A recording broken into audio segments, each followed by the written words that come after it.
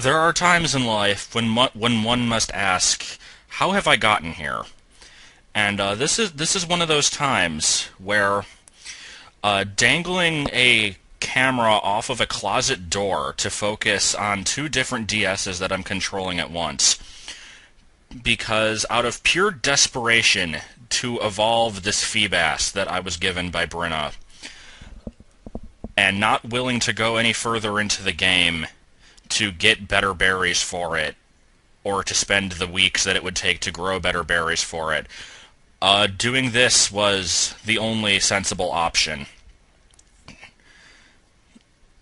I really must stand back and witness the glory of me trying to coordinate my efforts between the two screens, with me certainly not being ambidextrous. It is a glorious day. But, random pretentiousness aside, yeah, this is me trying to get better poffins to evolve this Feebas that I was given, because, like, seriously, I don't want to wait any longer to evolve this stupid thing.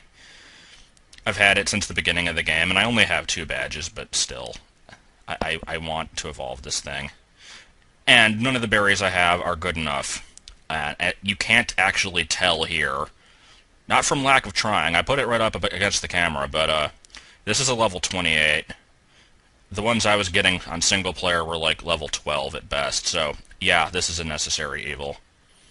So to give a bit more detail on that, yay for controlling the wrong system. Yeah, now I'm recording off the 3DS because it's easier. Let me just feed a few more of these things. I guess I'll go for these 29s. I think I'm good enough at this point. Beauty is pretty much maxed out. I think I'm probably good enough, but I'm gonna keep on doing it until I'm sure. So, yeah, from the beginning of the game, first I guess I should explain, we got this diamond game in the first place because Bruno wants to try the tweaking glitch, which is, like, basically when you bike around really, really quickly, and, you cause the game to, like, load improperly, and you can do this to reach Darkrai and Shaman, but it was fixed for Platinum, so she's trying to get those to send to her Platinum collection, because currently she has my Darkrai and Shaman from my Platinum game that I got through the actual event items, and yeah, I think I'm actually maxed out here. But, anyway, before we can do all that, I wanted to actually play through the game, because it's been a while since I've played through one of these, and she's currently doing the Hop-Up only run and the Leaf Green game, and is trying to fill out the Platinum decks, so is kind of currently busy with a bunch of that stuff, so I figured, hey, I'll do the Diamond game, and since I am usually so opposed to trading, I'm going to actually break my own rules for once, and trade over a team from the beginning, possibly stuff with trade evolutions, because I wouldn't normally be able to use those. So, here's the team I have right now. We've got what happened was I chose 3 for myself. So I chose Porygon, because it is one of my favorites. Named it... God, this screen. I, like, suck at everything. It is named Akihabara, because I am unoriginal. Doesn't really have too much offensive prowess right now, but it'll be cool. I have a Scyther, which I named Zorak, and it is doing quite well for itself with Technician, because Wing Attack, 60 power, but with Stab it becomes 90, and with Technician becomes 120. So yeah, that's pretty cool. And the last one I gave myself was a Spiritomb, which I named Wheatley because it kind of looks like a Portal, and so I named it after a character from Portal. I wanted to name it something doing with the number 108, because that's sort of Spiritomb's gimmick. It has, like, the number 108 keeps popping up in its various aspects. It was basically between... So, like, if I was gonna incorporate the number somehow, the only way I could think of was by, like, looking at the digital readout of the number and reading it upside down, 108 is B-O-I, so I'm like, oh, I could call it Boy George, or my boy, but no, that was really, really goddamn stupid, so I didn't do that. The other three, you could already see on the pause screen, but I will show them off as soon as I get out of this stupid cave. I'm trying to get to somewhere with low-level Pokemon, so I can... Oh, for God's sake, I was one step away. So I can level up the Feebas without it growing too many levels at once, basically. So, yeah, originally I was going to decide my entire team, and I planned on having a Kingdra, Electivire, and I never really did decide on the last one, but I was leaning towards Leafeon. Is this... Yeah, this is the grass.